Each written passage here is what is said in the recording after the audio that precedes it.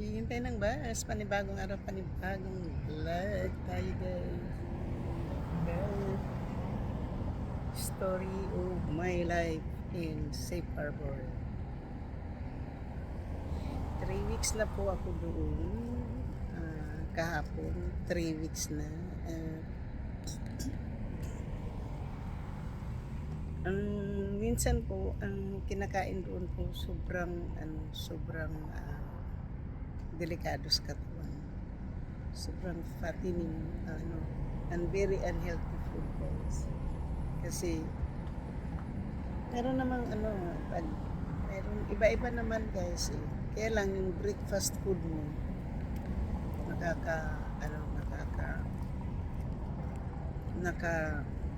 very unhealthy. Kailangan gumising ka ng maaga. Kailangan gumising ka ng 5 o'clock. Kasi pag 5:30, serving na yan. Serving ng breakfast na yan. Tapos, sa 120 katao, 2 galon lang na yan na 2 galon lang yan na milk. Tapos, kung ano yung laman doon sa cereal, sa container ng cereal, yun na yun. Kapag naubos na yun, bahala na yung hindi pa nakakakain. Nung umpisa ko dyan, mga 1 week ago, na nag-ubos ako ng 1 week, gutom na gutom ako guys. Kasi hindi ako kumakain ng may cereal, pero hindi po ako umiinom ng gatas. So, ang ginawa ko po, nung pumunta ko ng stores, bumili ako ng oatmeal, bumili ako ng bowl, at saka bumili ako ng cup para sa kape. So, pumunta kami ng Costco lang, bumili ako ng kape doon. Ang ano lang po dito guys, no?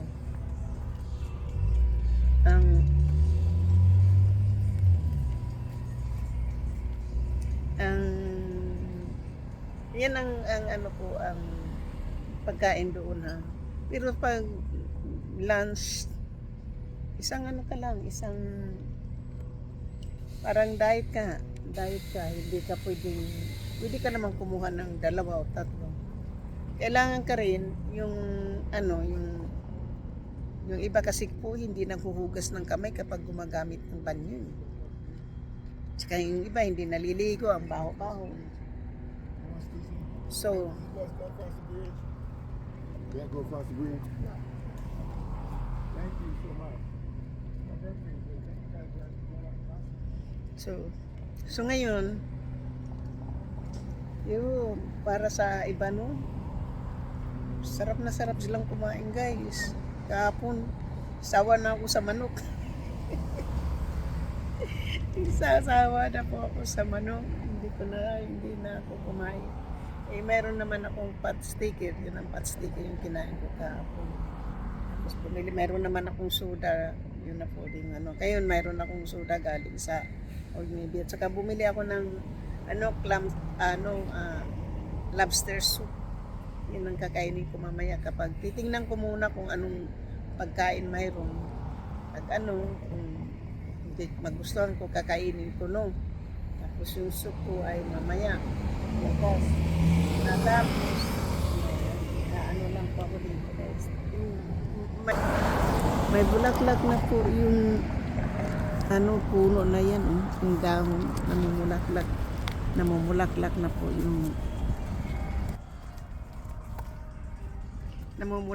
po yung walang dahon niya ngayon namumulaklak na po yung dahon dyan.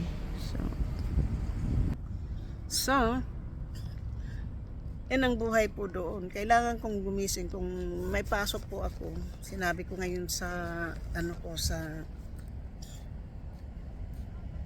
sa manager ko na gumagawa ng schedule. Hindi na po ako pwede ng 7 o'clock kasi $30 po yung Uber papunta. Meron ako kasing 7 o'clock na schedule. Tapos 7 o'clock po yan. Po yan? $30 po yan. Hindi ko alam kung Kasi 6:40 ang bus doon galing, 6:30.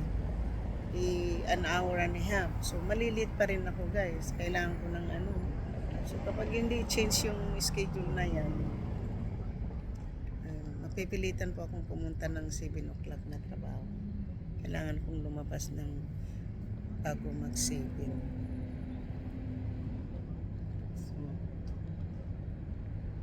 So, yan po. Ito na po yung bus.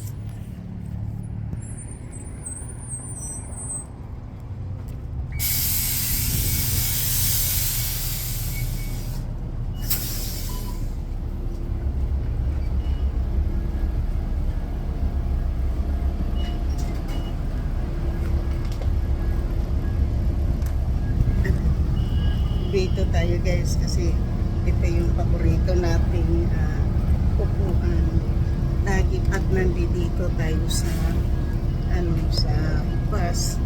Itong upuan na to ay palagi ko itong inuupuan kapag umuwi ako papuntang South San Francisco.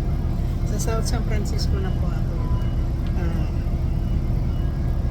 So ngayon lang po akong uuwi na hindi po tayo nagla-live kasi alanganin po sa pagla-live.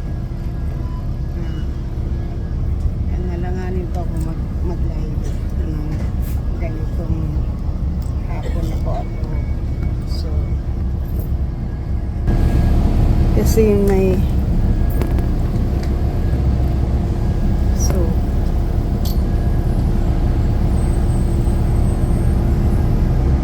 kasi ayaw ko pong kuna ng video ng mga nasa bus. Ngayon po ay biyahe natin po ay 1 hour and a half. Uwi na po ako doon sa ating mansion, guys. Pauwi na po tayo doon sa mansion ko. Titingnan natin kasi ang pinapalabas lahat ng mga tao doon. Mag-wheelchair ka man, nakabukir. Kailangan lahat kasi inisprihan ng chemical yung buod gawa ng mayroon daw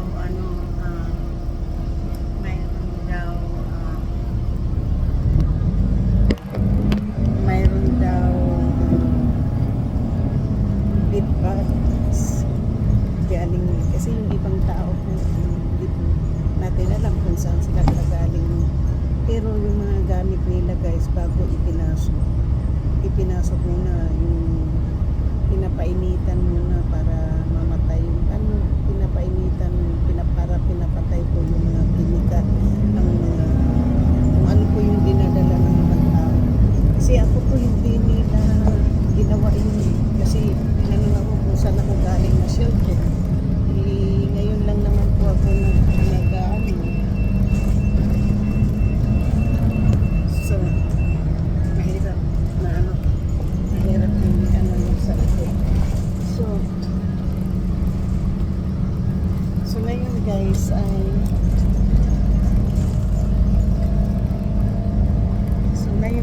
ay pinapalabas kanina. So ako naman, kasi hindi ko naman talaga alam. Palagi akong nagtatanong dyan, guys, kasi hindi ko alam. Ang sinabi sa akin kagabi, ibag yung mga gamit ko. Pagkatapos ng ibag yung aking mga gamit ay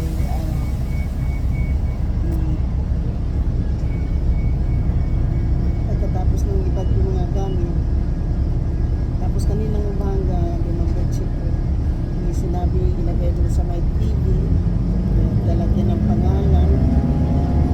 So yun na po yun na po yung mamaya hindi naman madami yung damit ko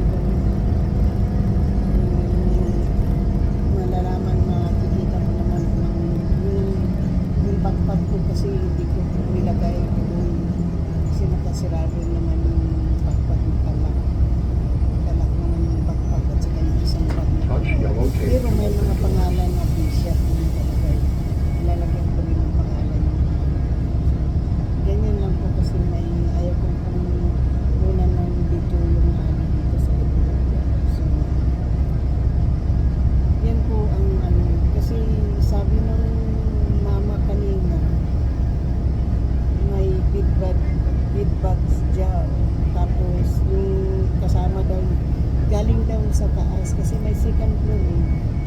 So, yung, kung ano yung Doors closing. nagdala, sino yung nagdala doon, yun ang ano ngayon ini-sprayan para mapatay po yung ano mga dinadalang mga alaga ng ibang mga pasyente. Basta para sa akin guys, malinis po yung ating paligid. Hindi po ako madumi. Yun lang sinasabi ng iba mga homeless. Oo, homeless ka, diba? Ang bahay. Pero, huwag mo naman pabayaan ang sarili. Wala na. Huwag kang magiging homeless, diba?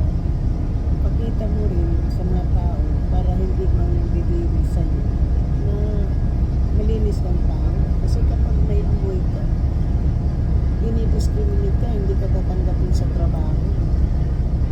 Sa akin naman, pinakausap naman ako doon kasi wala po ako doon sa araw-araw. Umuwi lang ako doon para matulog. Okay? So, uuwi lang ako doon matulog kapag halimbawa nabutan kong kumakain, ikakain, kung wala namang akong nabutan na pagkain, okay lang. Mayroon naman akong backup na ano doon na top ramen noodles na binili ko sa Costco. Yun na lang yung pag ano yun, pwede naman doon eh. Pwede naman akong mag-ano. Pwede naman akong kumain. Mayroon naman akong sariling pagkain talaga. Kung gusto ko naman ng kanin, hindi lang ang kanin, hilaw kasi guys, ang hilaw. Parang nag-aano yung tiyan ko rin, nag-aano. So ngayon mayroon akong yogurt dito sa aking backpack. Tapos mamaya kakainin ko itong yogurt. Tapos mamayang gabi kung gusto kong kumain na gugutom ako, hindi kakainin ko yung yogurt. Kahit na hindi ko makain bukas kasi wala. So tapos meron ako ngayon, bumili ako ng blueberry para pang breakfast ko bukas. Meron naman ako ng kape. Hindi mo na kailangan ng asukal kasi may asukal ko. Hindi mo naman ang sugar ko. Hindi naman din ako nagagatas. So, hindi lang ako ngayon nakabili. Baka kapag lumawas ako bukas, baka bibili ako ng oatmeal. Kasi oatmeal yung kinakain ko sa umaga guys. Pag nawala na po yung lugar kasi hindi tayo nakakakuha ng refrigerator. Hintayin ko muna kasi wala na yung dati kong doktor. Bago itong doktor na to. Hindi ko lang alam kung magandang doktor na to. Pero alam ng ating bagong yung ating lumang doktor ay umalis. So, hindi ko alam po akong access sa refrigerator. Kasi kung meron akong access sa refrigerator guys, bibili ako ng pagkain dito sa Trader Joe's. Yun na yung aking kakain araw-araw. Kaya pala sabi ni Brian nung namin, you can have food over there. You can have kaya minsan gusto kong kumain kasama si Brian kasi pareho kaming dalawa walang baon. Gusto kong kumain ng hindi lang po sa food court. Nagsawa na rin ako sa food court na pagkain. Araw-araw na yan na yan.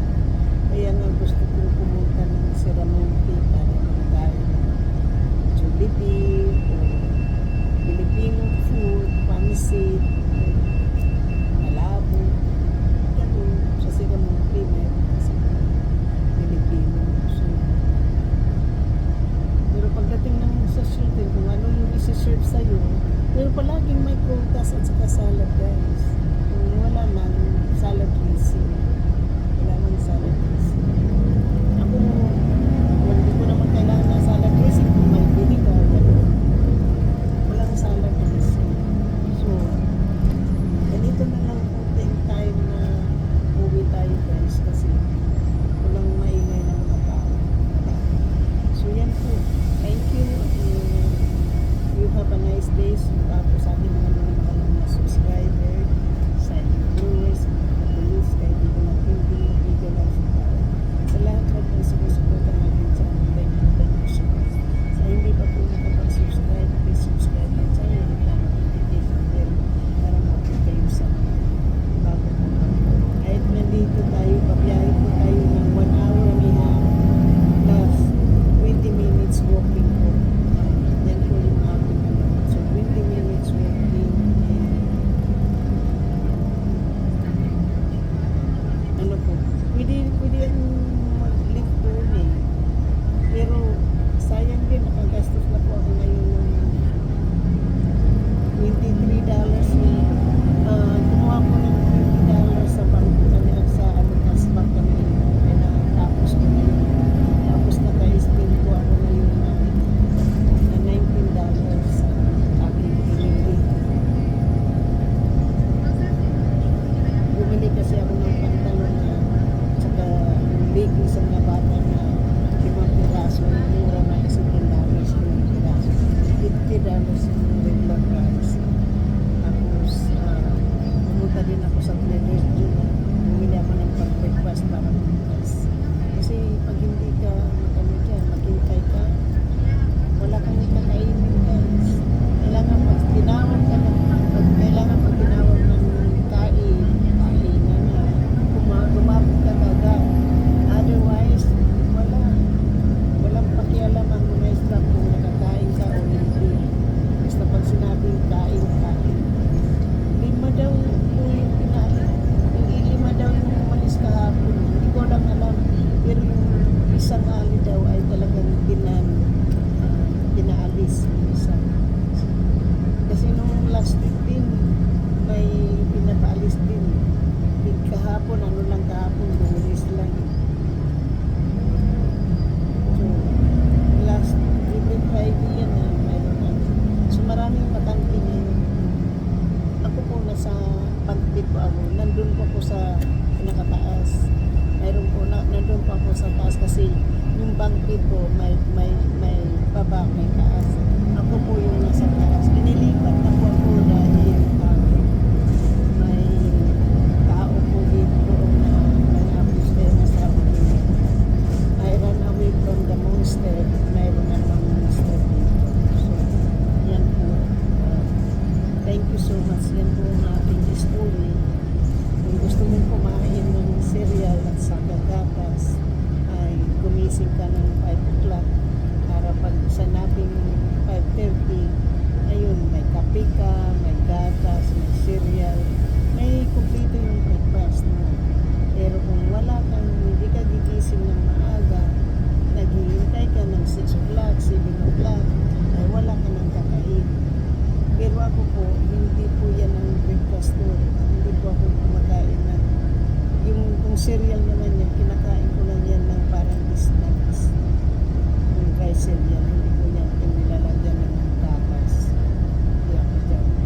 Ang ano naman, yung hot oatmeal naman, tubig lang yung nilalagay ko. Kasi yan lang kung walang asukal, walang lahat. Tapos nagkakape ako kasi mayroon naman akong biniging kape. Yun po. Shout out po. Salamat. Yan po ang kwento ko sa 3 weeks ko na po doon sa shelter. Safe protected area. Hindi ka pwedeng lumabas sa boundary ng Sangtran at saka Samaritan House. Hindi ka pwede doon. Nasa harap ka lang ng Samaritan House yung makikita ka ng camera. Kaya hindi po ako pagdating sa malayo ka lang pinapatay ko na yung live ko. Basta hindi po ako nagpipictures dyan sa kasi bawal. Protected area. Dahil yung iba ina-abuse. Iba-iba po yung klaseng mga story po ng bawat isa. So hanggang dito na lang po tayo. Maraming salamat po sa inyo. Thank you for watching. And thank you all and I love you. So, ang buhay